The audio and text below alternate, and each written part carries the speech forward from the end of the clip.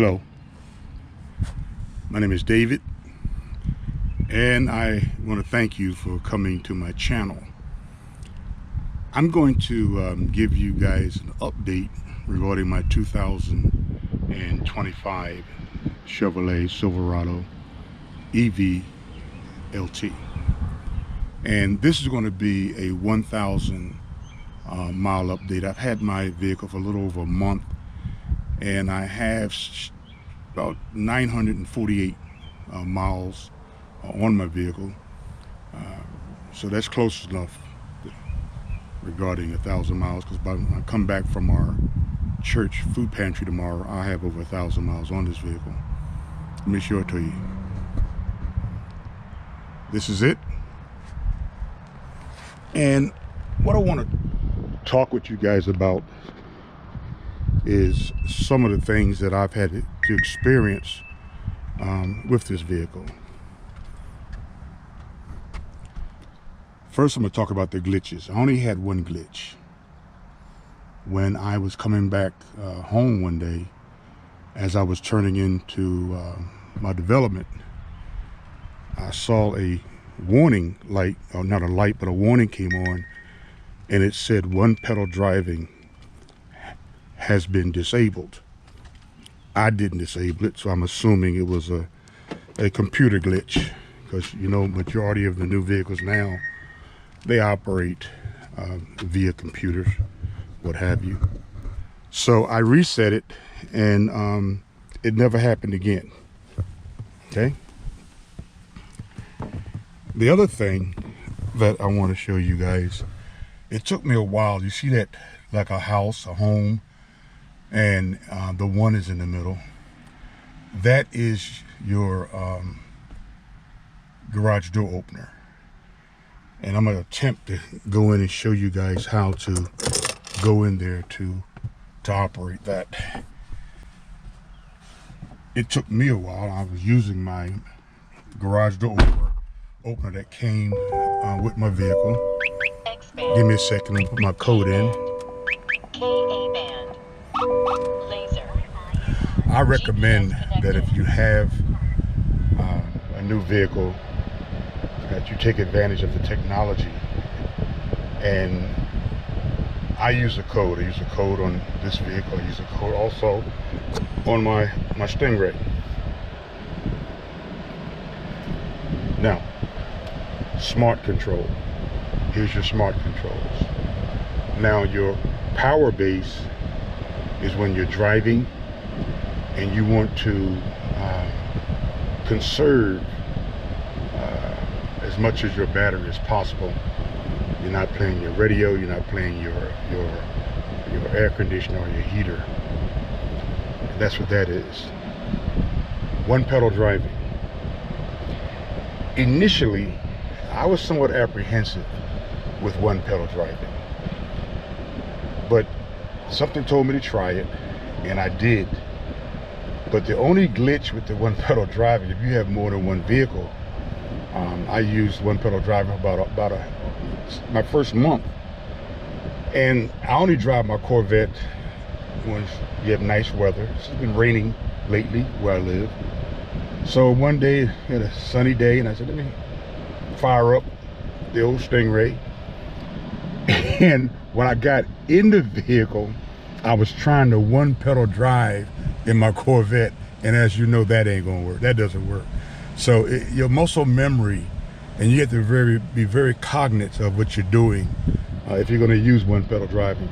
But the reason why I like one pedal driving is mainly to stop the vehicle.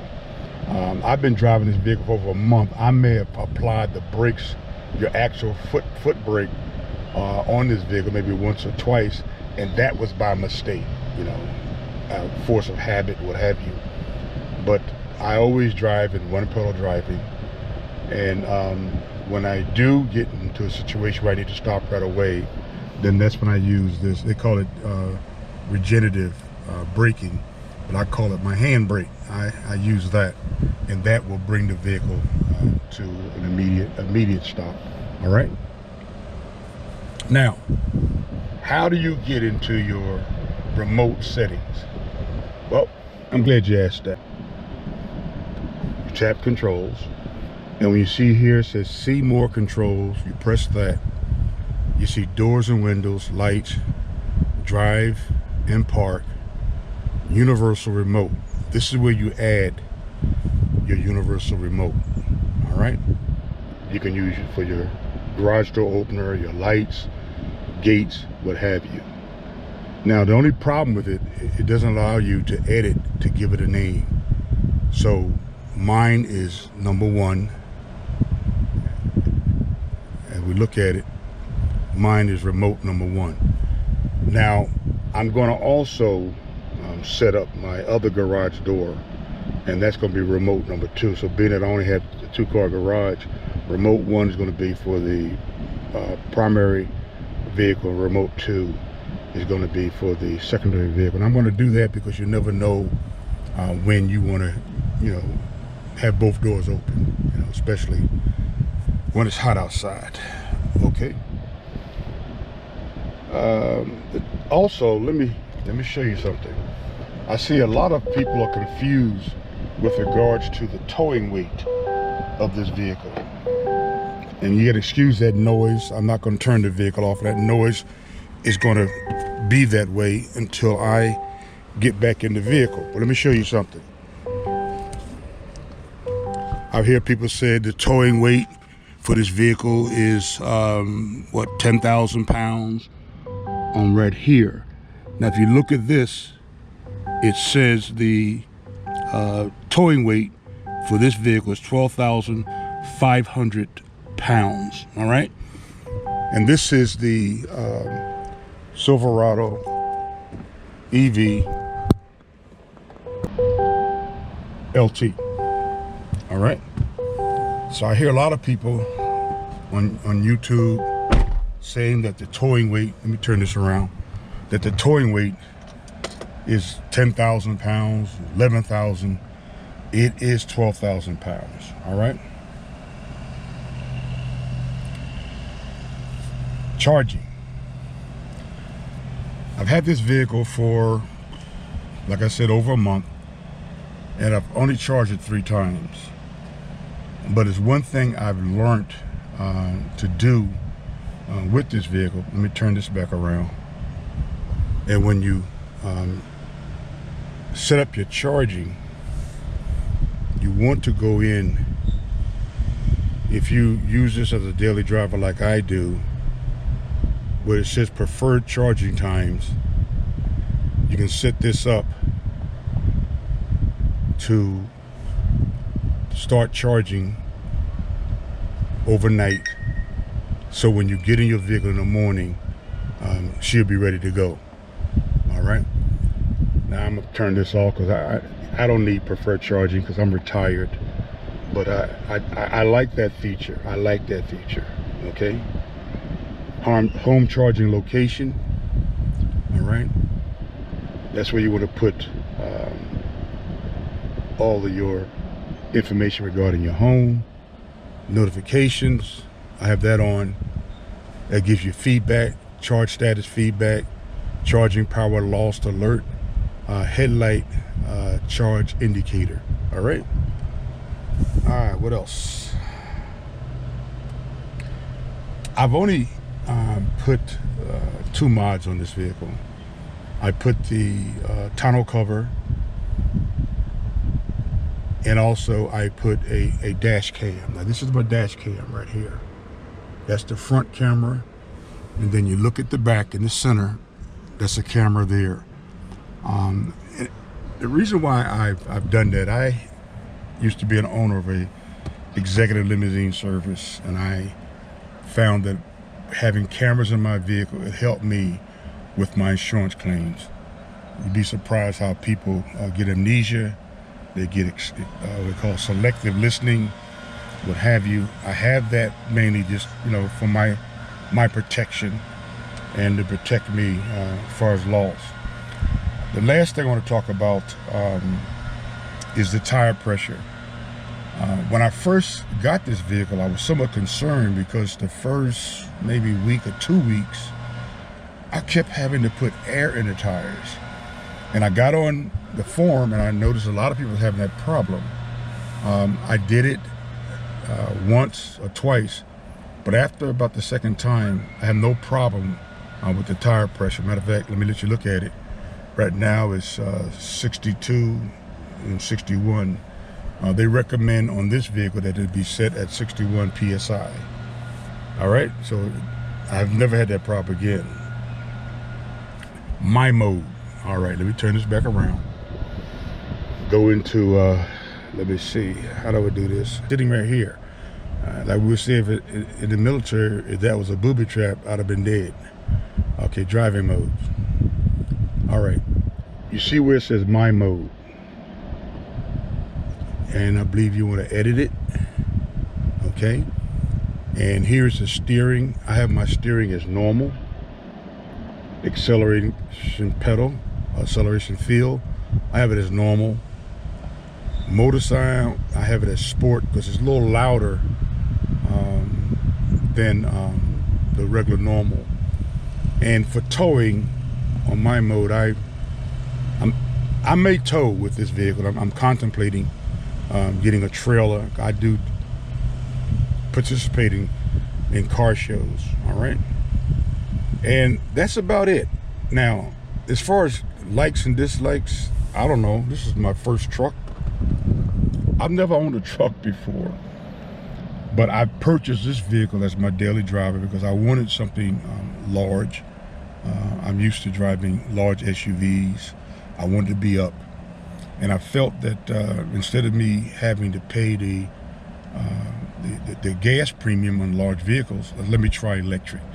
When I had my Suburban and I had my Lincoln Town Car, there were times where it would cost me over $100 to fill that vehicle up, especially when I go on a long trip. I've had this vehicle for a little over a month, and I have not used the supercharger. I'm charging at home, and it's not costing me really anything. I got solar panels, so I'm thinking maybe 2-3 times a year I may have to be on the road using a supercharger. All right, so that's basically it. Do I like this vehicle? Yes, I do. Yes, I do. But let me share something with you. I'm hearing a lot of people criticizing other vehicles like the Tesla and the Ford and the Ford Electric and this, that, another vehicle. Let me say something to you.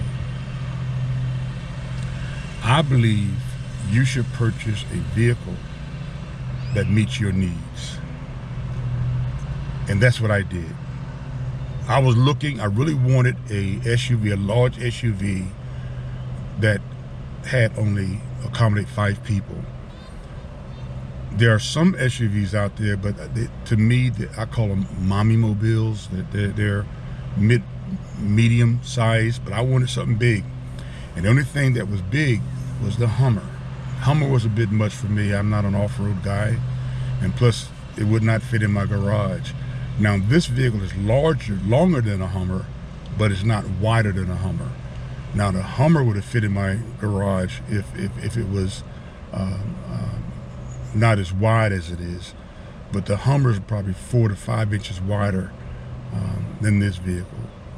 And the other reason why they get the Hummer, you don't get that tax credit.